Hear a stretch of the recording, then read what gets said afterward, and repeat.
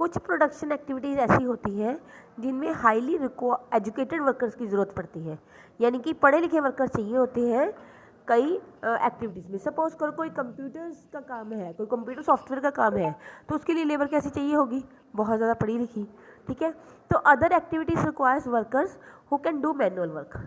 कई एक्टिविटीज ऐसी होती हैं जिसमें हमें ऐसे वर्कर चाहिए होते हैं जो हाथ से काम कर सकते हैं। जैसे कोई कंस्ट्रक्शन साइट है, कोई घर या फैक्ट्री बन रहा है, तो वहाँ पे हो सकता है मजदूरों की ज़रूरत भी होती है और पढ़े लिखे इंजीनियर्स की ज़रूरत भी होती है। तो लेबर दो तरह की हो गई, एक तो एजुकेटेड लेबर और दूसरी यानी कि skilled labour and unskilled labour, two में आप इसे डिवाइड कर सकते हो।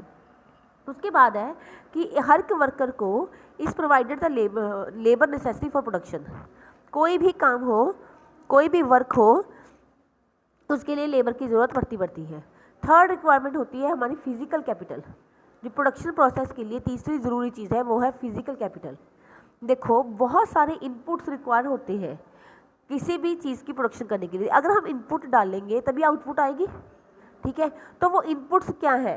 वो इनपुट्स हैं बच्चे टूल, मशीन्स, बिल्डिंग्स।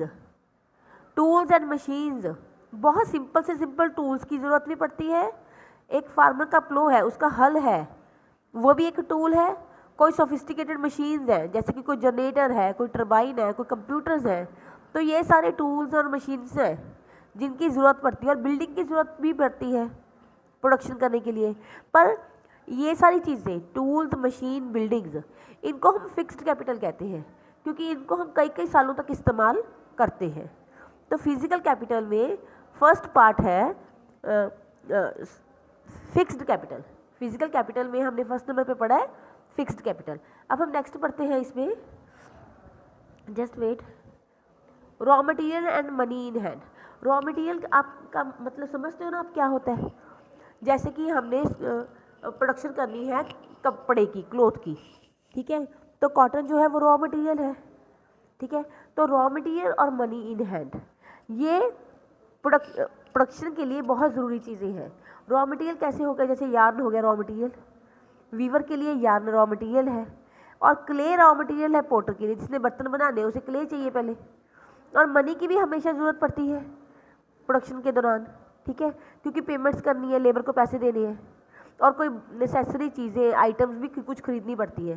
सपोज करो हमने कपड़ा बनाना है तो धागा, बटन, बहुत सी चीज़ें खरीदनी पड़ती है।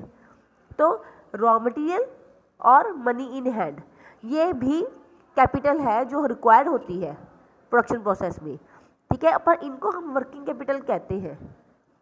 जैसे कि टूल्स, मशीन्स और बिल्डिंग्स, ये चीज़ें भी प्रोड्यूस होती हैं, पर इन्हें हम फिक्स्ड कैपिटल कहते हैं, और रॉ मटेरियल और मनी इन हैंड को हम वर्किंग कैपिटल कहते हैं। उसके बाद एक और फोर्थ रिक्वायरमेंट भी है प्रोडक्शन प्रोसेस की। वो क्या है? देखो, you will need knowledge and enterprise to able to put together land, labour and physical capital. कहते हैं हमें क्या चाहिए? हमें कोई इंसान चाहिए जो लैंड, लेबर और फिजिकल कैपिटल को इकट्ठा करे और वो सोचे कि मुझे प्रोडक्शन करनी है और किसी आउटपुट को प्रोड्यूस करे, चाहे खुद के लिए चाहे उसे मार्केट में बेचने के लिए। हमें ऐसा कोई ह्यूमन बीइंग चाहिए, तो उसे हम क्या कहेंगे? Human capital. ठीक है, उसे हम कहेंगे ह्यूमन कैपिटल। कहते हैं हर प्रोडक्शन, जस्ट वेट, थोड़ा सा रह क्या लगता है, यस ये रह गया, उसे हम कहेंगे ह्यूमन कैपिटल। कहते हैं इन द पिक्चर, इस पिक्चर में भी आप देखो, land, labour and fixed capital used in production, सब चीज़ों का इस्तेमाल हो रहा है, लैंड का भी, लेबर का भी और फिक्स्ड कैपिटल का भी। प्रोडक्शन एक्टिविटी में इन सब चीज़ों का इस्तेमाल हो रहा है। उसके बाद है कि each every production is organised by, हर प्रोडक्शन एक्टिविटी में लैंड, लेबर और फिजिकल कैपिटल और ह्यूमन कैपिटल की ज़रूरत पड़ती है। तो इन सबको हम क्या कहते हैं? Factors of production. कहते हैं ये जो हम स्टोरी पढ़ रहे हैं पालमपुर की, इसमें भी हम जो फर्स्ट 3 फैक्टर्स हैं, लैंड, लेबर और कैपिटल, उनके बारे में पढ़ेंगे। ठीक है, for convenience we will rely to the physical capital as the capital in this chapter. हम इस चैप्टर में फिजिकल कैपिटल के लिए कैपिटल वर्ड का इस्तेमाल करेंगे। तो हम लैंड, लेबर और physical capital, in 3 factors of production के बारे में इस चैप्टर में पढ़ेंगे। तो सबसे पहले हम पढ़ते हैं लैंड के बारे में, ठीक है। तो लैंड के बारे में अगर पालमपुर विलेज की बात करें तो फार्मिंग मेन प्रोडक्शन एक्टिविटी है पालमपुर की, फार्मिंग करना, ठीक है। 75% जो लोग हैं यहाँ के वो डिपेंड करते हैं फार्मिंग के ऊपर अपना रोजगार कमाने के लिए।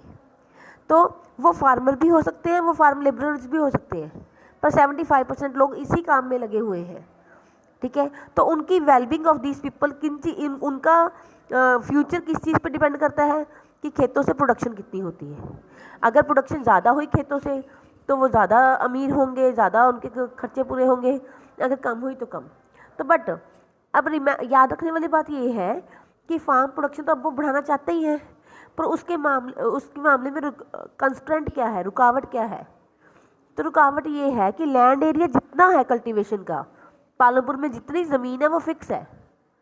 1960 के बाद पालमपुर में लैंड एरिया में कोई एक्सपेंशन नहीं हुई, ज़मीन जितनी थी उतनी है। अब देखो फार्मर चाहता है कि उसकी प्रोडक्शन बढ़े, पर ज़मीन उसके पास है नहीं, ठीक है।